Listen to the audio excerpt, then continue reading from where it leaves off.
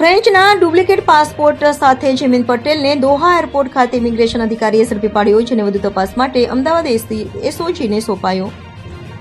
આણંદ જિલ્લાના કરમસદનો યુવક જેમિન સંજયભાઈ Patel ફ્રેન્ચના duplicate passport સાથે દોહા ખાતેથી આવતા એરપોર્ટ પર ઇમિગ્રેશનની તપાસ કરતા ઇમિગ્રેશન અધિકારીએ ઝડપી લીધો હતો અને વધુ તપાસ માટે અમદાવાદ એસઓજીને સોંપી દેવાયો હતો.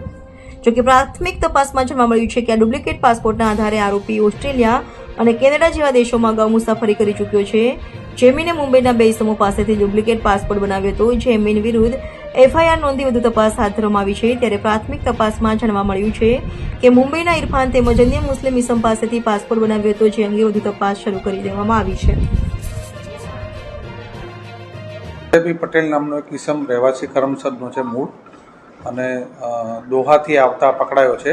ઇમિગ્રેશન અધિકારીએ ઇમિગ્રેશન ચેક કરતા તેનો જે પાસપોર્ટ હતો ફ્રેન્ચ પાસપોર્ટ એ ડુપ્લિકેટ માલુમ પડ્યો, અને ઇમિગ્રેશન અધિકારીએ તેના વિરુદ્ધમાં ગુનો દાખલ કરાવ્યો છે. એને એરેસ્ટ કરી અને આગળની તપાસ ચાલુ છે.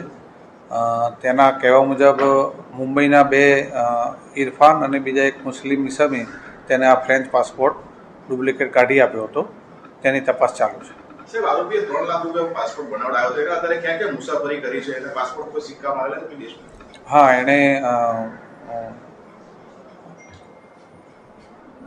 ઓસ્ટ્રેલિયા અને કેનેડાના માં મુસાફરી કરી હતી, અને આ પાસપોર્ટથી ઇમિગ્રેશન ચેકિંગ થતાં ઇમિગ્રેશન અધિકારીએ તેને પકડી પાડ્યો છે અને તેની વિરુદ્ધમાં ફરિયાદ આપી છે.